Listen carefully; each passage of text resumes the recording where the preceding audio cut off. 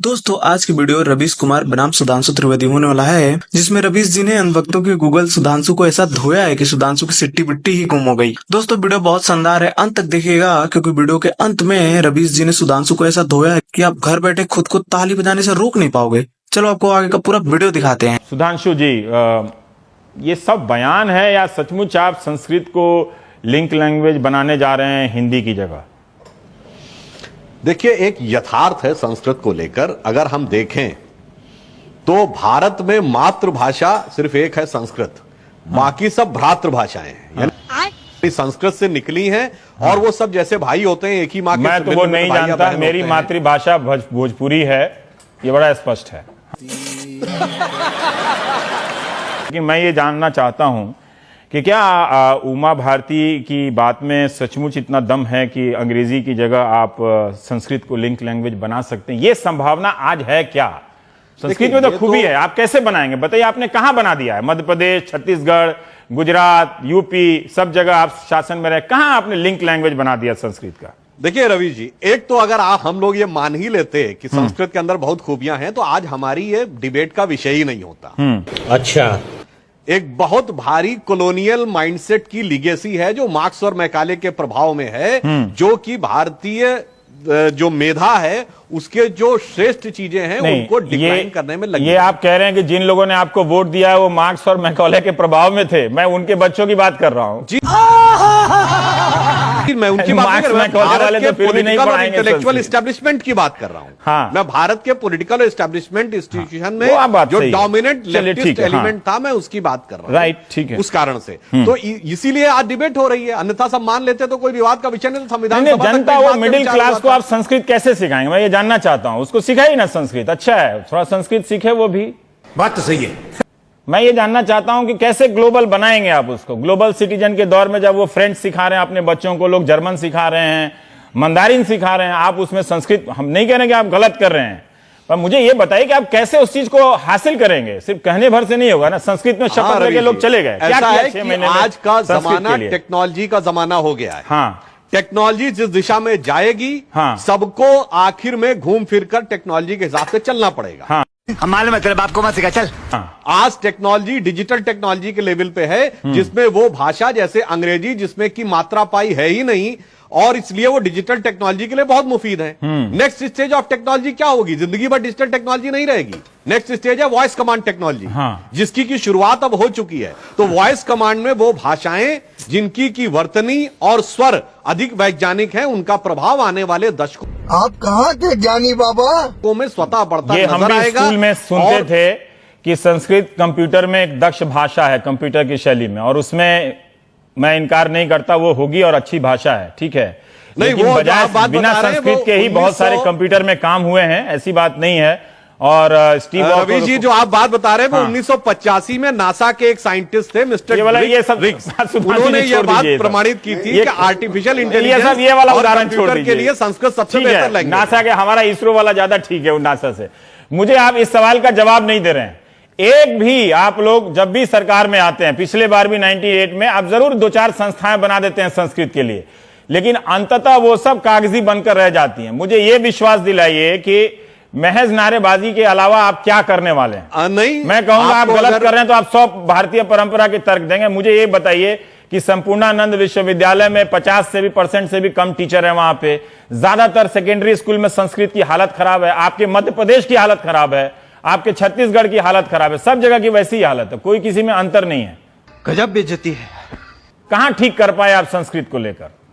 देखिए, जो संस्कृत के प्रभाव का विषय था वो राष्ट्रीय परिप्रेक्ष्य का विषय था। हमारी सरकारों ने अपनी सीमा में रहते हुए कई महत्वपूर्ण कार्य किए। उदाहरण के लिए उत्तर प्रदेश में हिंदी में तृतीय पेपर अनिवार्य संस्कृत का हमारी सरकार के जमाने में 1991 में लागू किया। यही सब इससे कहीं ना कहीं सब आपके पास है ना कि पेपर अनिवार्य कर दिया, बोर्ड बना दिया। और अभिरुचि दोनों की हमने सुधांशु जी, हो सकता है मैं ज्यादा टोक रहा हूं, लेकिन मुझे इस सवाल का जवाब चाहिए आपसे कि आप इस भाषा को कैसे आज की तारीख में लिंक लैंग्वेज बना देंगे? क्या करेंगे, कैसे बना देंगे? मुझे समझ में नहीं आती है कि लिंक लैंग्वेज बनाने वाला जो उमा भारती जी का बयान है वो उन्होंने एक स्पेसिफिक संदर्भ में अपना एक विचार कहा है। अगर उस दृष्टि से देखें तो संविधान सभा में संस्कृत को राष्ट्रीय भाषा बनाने का विचार भी हुआ था, ये लिखित कार्रवाई का पार्ट है और प्रस्ताव करने वालों में डॉक्टर अंबेडकर जैसे लोग भी थे।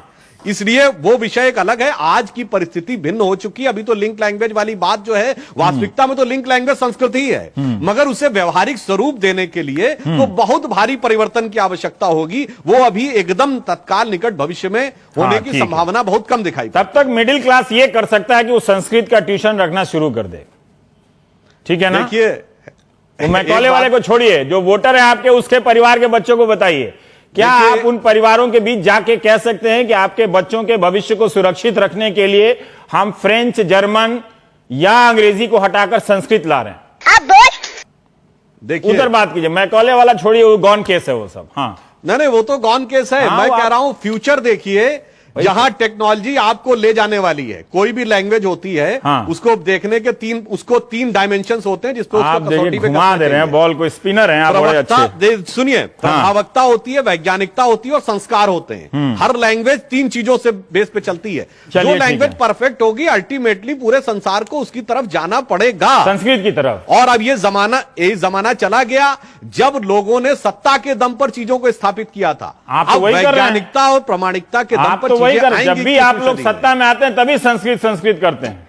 अरे बाप रे, ये तो धोती खोल रहा है। अरे मान्यवर, प्रश्न तो यह पूछना चाहिए कि संस्कृत जब थी 2006 में हटाई क्यों गई? हाँ। ये जर्मन क्यों लाई गई? क्या कहीं इस कारण से तो नहीं? मैं ये बात देखिए बिल्कुल आरोप में नहीं कह रहा हूं। क्या इस कारण से आखिर तो जर्मनी क्यों लाई गई? अरे ये बताइए, इटली में सेकंड लैंग्वेज क्या है? इटली में इटालियन इज द फर्स्ट आप लैंग्वेज। जानते हैं कि संस्कृत के योगदान में जर्मनी का बड़ा योगदान है, संस्कृत के विकास में। हाँ, उसके और मैं ये कह रहा हूं कि संस्कृत के विकास में प्रधानमंत्री नरेंद्र मोदी ने ही एक कोट किया था कि जर्मनी में संस्कृत में रेडियो पर खबरें पड़ी जाती हैं। जैसे भाषण में बोल रहे थे जी, ऐसा है। मैक्स मूलर से लेकर आर्थर शोपेनहावर जैसे विद्वानों ने बहुत भारी योगदान दिया है। और जर्मनी के बड़े बड़े वैज्ञानिकों, जिसमें हाइजेनबर्ग से लेकर अल्बर्ट आइंस्टीन तक शामिल हैं, जिन्होंने की संस्कृत ग्रंथों में से अपने बहुत सारी चीजों के बारे में बहुत अच्छी और सकारात्मक। चलिए ठीक है, बहुत बहुत जी। संजय झा जी, कितने, संजय झा जी, आपके बच्चों के भविष्य के बारे में सुधांशु जी इतनी अच्छी अच्छी बातें कह रहे हैं और आप लोग हैं कि उनसे सहमत नहीं है। संस्कृत में जवाब दीजिएगा। देखिए, हाँ जी रवीश जी, मैं इतना ही कहना चाहूंगा कि यदि इसमें संविधान का उल्लंघन हुआ है, हाँ। या कोई जबरदस्ती एक विदेशी भाषा को यहाँ पर जबरदस्ती लाया गया है, तो 3 साल तक ये भारतीय जनता पार्टी कर क्या रही थी? क्योंकि सारे केंद्र विद्यालय तो पूरे देश में पूरे हर जगह उनका वितरण है। तो अचानक उनके राज्य में तो उनके सरकार है, वहां भी केंद्र विद्यालय है। 3 साल तक ये चुप रहे।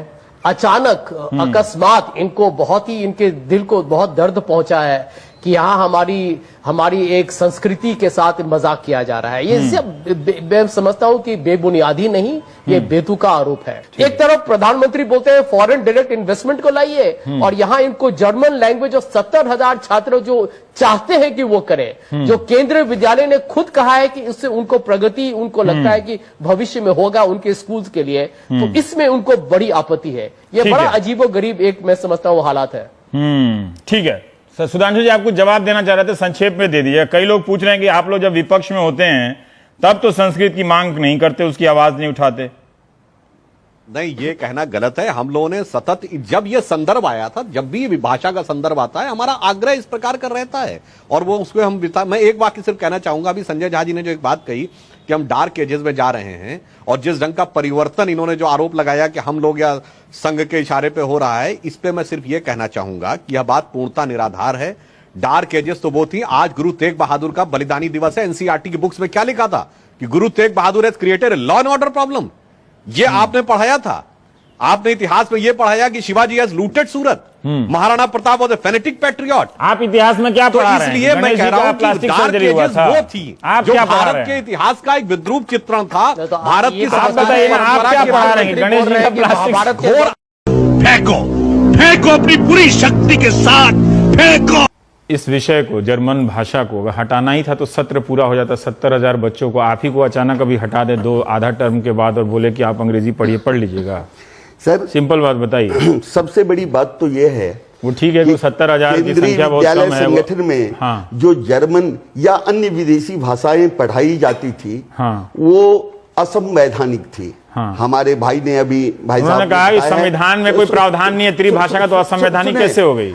भारत में जो शिक्षा चल रही है वो एक शिक्षा नीति के तहत चल रही है। नहीं तो कोई शिक्षा, कोई कुछ पढ़ा देगा, कोई कुछ पढ़ा देगा, इससे शिक्षा नीति नहीं। हमारी जो शिक्षा नीति बनी है, नेशनल एजुकेशन पॉलिसी जो बनी हुई है, उसमें जो त्रिभाषा फार्मूला था, उस फार्मूले के तहत हिंदी, अंग्रेजी और तृतीय भाषा के रूप में 22 MIL है, मॉडर्न इंडियन लैंग्वेज। इनमें से संस्कृत ही क्यों 500 का? हाँ? इनमें से कोई एक भाषा ले। अब संस्कृत के लिए सबसे पहले तो मैं एक आपत्ति दर्ज करूंगा। ये जो राजनेता इसे राजनीतिक रंग दे रहे हैं, मैं सख्त खिलाफ हूं। सबसे पहले आवाज रंग ना दे तो संस्कृत को कोई पूछेगा भी नहीं, ये भी सच्चाई है।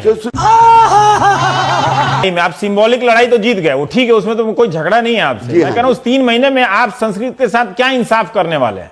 नेताओं को तो आपने कह दिया, एक मास्टर के रूप में आप क्या इंसाफ करने वाले हैं? मैं आपको बता देता हूं, धातु रूप पढ़ा के पास कर देंगे उनको। धातु रूप पढ़ा करके नहीं, यदि 10 पाठ हैं या 12 पाठ हैं तो 3 पाठ एक सेमेस्टर के लिए आता है। और मैं वादे के साथ कहना चाहता हूं, जो 3 पाठ को 1.5 महीने के अंदर जो अग्रिम परीक्षा होगी उसमें बच्चों को आसानी से सिखा सकते हैं। फिर वही रास्ता, रटवाने वाला रास्ता जो आप पूर्वानंद कह रहे थे। नहीं, एक बात आपने ये सुधांशु जी से पूछी थी, जो कि क्या आप जो लिंक भाषा बनाना चाहते हैं तो संस्कृत को बना सकते हैं। मैं आपको बताऊं, अंग्रेजी का प्रचार प्रसार इतना कैसे हुआ? एक आप नई गाड़ी खरीदते हैं, वहां DL अपना नंबर भी यदि देते हैं तो संस्कृत में होना चाहिए, है ना? क्यों नहीं होना चाहिए? हो नहीं, हम तो कह रहे हैं कि आपको वोट मिला, आप सब करवा दो। मैं तो चाहता हूं कि जो आप जैसा चाहते हो वैसा ही हो ना। संस्कृत में नंबर प्लेट लिखा हो, ये अच्छा रहेगा। ये DL यदि आप सर लिखते हैं तो उसके बदले दिल्ली यदि आप लिखेंगे